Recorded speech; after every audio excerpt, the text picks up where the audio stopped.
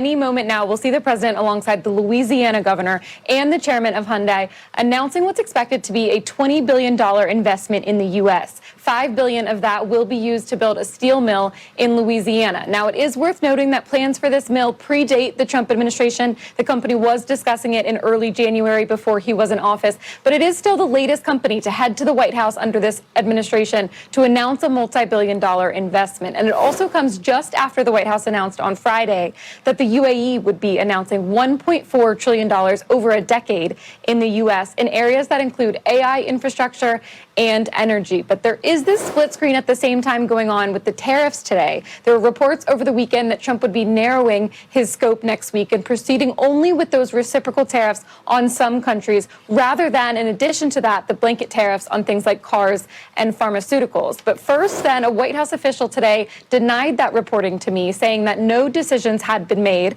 And then later, Trump said in a cabinet meeting around noon that tariffs on those sectors would be coming in the very near future. So pushing back on all of those reports that first sparked this rally. And then to underscore the amount of movement here, we also saw the president today vowing an additional 25% tariff on all goods sent to the U.S. from countries that buy oil from Venezuela. So a major escalation there against China in particular, and one that could take effect, he says, next week, guys. So a lot there to digest. Certainly is. Megan Casella, thank you very much. All right, so let's stay on the topic of tariffs, because this on again, off again, maybe on again tariff talk from Trump is swinging stocks and your money. So what could the president actually end up deciding? Joining us now, Anthony Scaramucci is founder and co-managing partner of SkyBridge's Capital, somebody who knows how the president thinks. He also has a still relatively new book out called The Little Book of Bitcoin. Anthony, great to have you on Power Lunch. What is, if there's any, rhyme or reason to these tariffs, and what do you think ultimately, after April 2nd, will be the outcome?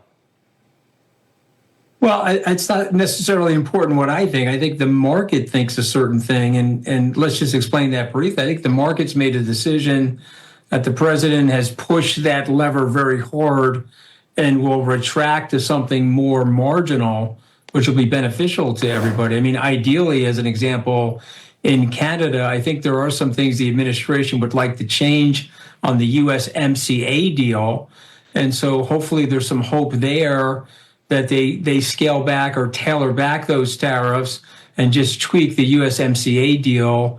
And that would be that with Canada. I think that would be very positive. I think the market is signaling that. So, listen, the president is right about a few things. You have to give him credit for certain things.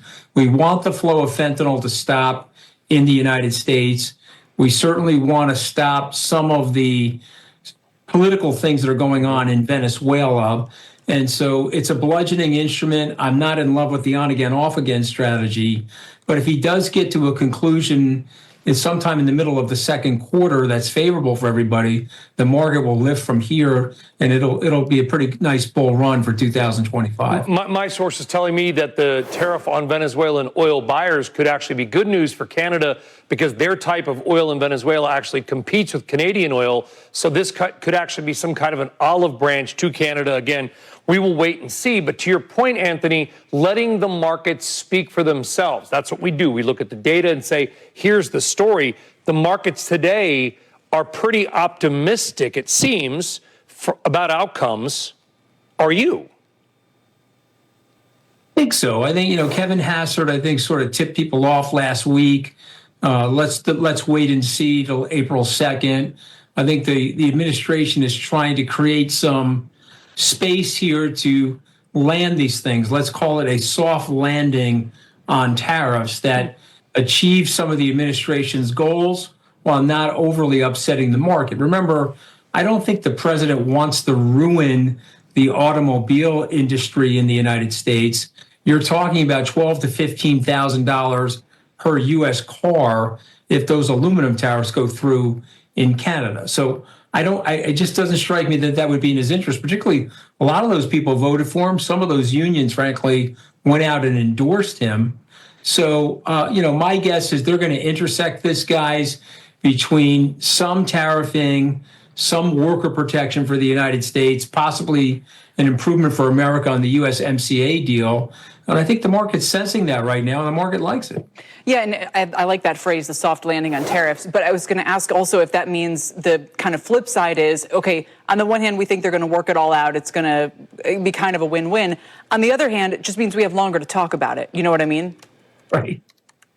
I mean, he does. I mean, Kelly, he does like that, though. You know, he wants you and I to be talking about it. So. Is it bad for the market, though? In other words, like, if we say, okay, we think the end outcome is basically that you can ignore it, then at some point, does the market start to ignore all of this talk, or does it then just continue to introduce the headline risk? Even this afternoon was a good example, although, again, we shrugged it off, kind of realizing there wasn't much there. I think it would be hard for the market to necessarily ignore it. This is a different Trump administration than the first Trump administration. There's a lot of stalwarts in the administration.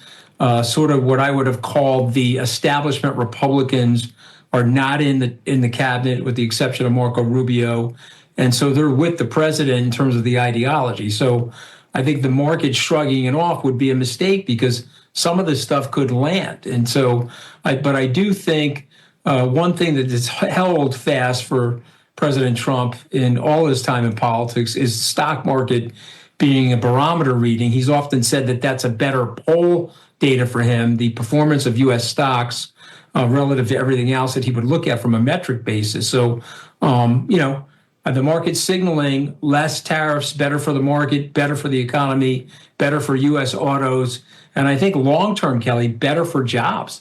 I think so. So let's get this right. I do know from the president's sources. I know from sources inside the White House, he's not happy with certain elements of the USMCA deal. Yeah. Let's get to those, what you're not happy with, and let's negotiate those on more favorable terms to the U.S. without destroying the whole trading alliance. And for our viewers, MCA, Mexico-Canada agreement, it sort of ripped up that part of NAFTA and brought in a new deal. You referenced the president caring about the stock market, but, this does appear to be even a more populist Trump than in 2016. Most people don't own stocks or own them passively or very little, Anthony. Do you think this is still a president that cares about the stock market?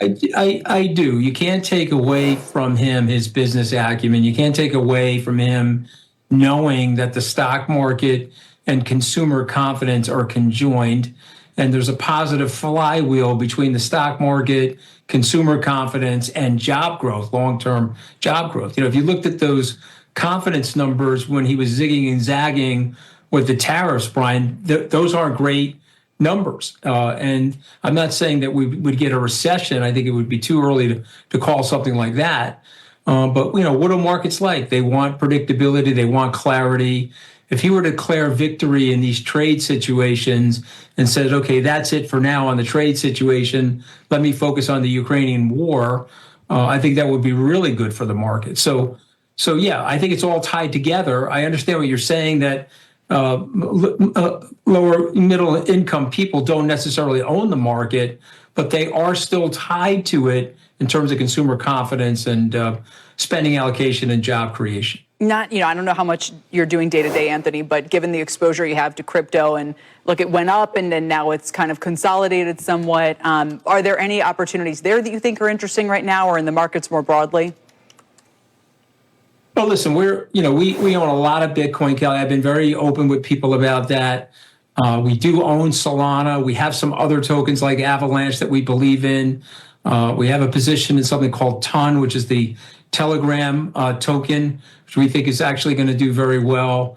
There's a couple of things that we own that we like, Polkadot, but I mean we're mostly in Bitcoin. So I don't think this can be understated. The administration has done a phenomenal job on redirecting regulation and redirecting the growth of this industry. This industry will grow in the United States now. Capital and human capital is going to flow into the United States. I had a call earlier today with the TON executives as an example. They want to put more emphasis on the U.S. because of the regulatory clarity and the friendly environment. And I could go as far to tell you that the Democrats, who honestly are not paying attention, they lost the House and Senate, they lost the presidency. Some of it was related to the stance they took on the crypto currency people. $250 million went into that campaign in November. 40 million of it went into the Sherrod Brown race. So I think this is very positive. You've seen risk off with crypto because of what's happened in the markets, but take a look at Bitcoin today, up 4%, and lots of demand for Bitcoin in 2025. And we're looking at a potentially 1.4 trillion with a TE dollar investment, or at least matching investments from the UAE. It didn't get a lot of attention coming out over the weekend, but that could be a big one. Let's hope it's not Foxconn 2. Let's hope this one really occurs, Anthony. But, I had dinner last week with a bunch of CFOs, and there's a whole alternate take, which I thought was fascinating. Kelly, I know it's right up your alley. It's sort of the AI. Kelly's really, Anthony, I don't know if you know this, super duper into AI. From planning. The idea being that we're focused on all this tariffs because we want to bring human labor and capital back to the United States. In 10 years, it may not matter at all, because if we can win the AI race with humanoid robots and everything else, why do we need to make something in, say, a Bangladesh or a Vietnam or a China when we can make it here with automation and take people out of the equation completely? That's interesting. A lot of human aspects to that story. It's not all positive, Anthony, but I think bring the manufacturing back to the U.S. because we actually become cheaper, but still more profitable. Oh, listen, I think it is long-term positive for people. I think anytime we've had this type of technological innovation in the world dating back to the Industrial Revolution, it causes some transition in jobs, but it ultimately leads to higher living standards for everybody in the economic strata. So I'm all for that, but I think you're making an even more important point, Brian, and that is about how integrated these economies are. So let's not fight the last war. The president often talks about President McKinley, that was in the 1890s. This economy is way more integrated with Canada, way more integrated with Mexico and other parts of the world. Let's not fight the last war. Let's focus on where we could be in 2035 with things like AI and US-based manufacturing, which is very promising and will lead to a lot of abundance for the society that I think can be fairly distributed. Again, using free market forces, of course, in terms of the fair distribution. Did you say polka dot earlier, Anthony? Did you say tongue or ton? Ton, T-O-N. We call it ton, but it's basically the Telegram network.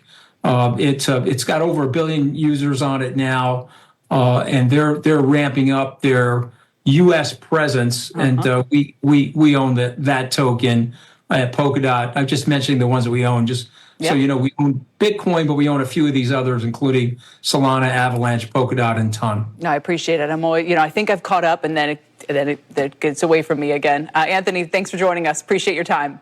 Good to be on with you guys. Thanks, Kelly. Anthony Scaramucci, SkyBridge Capital founder and co-managing partner.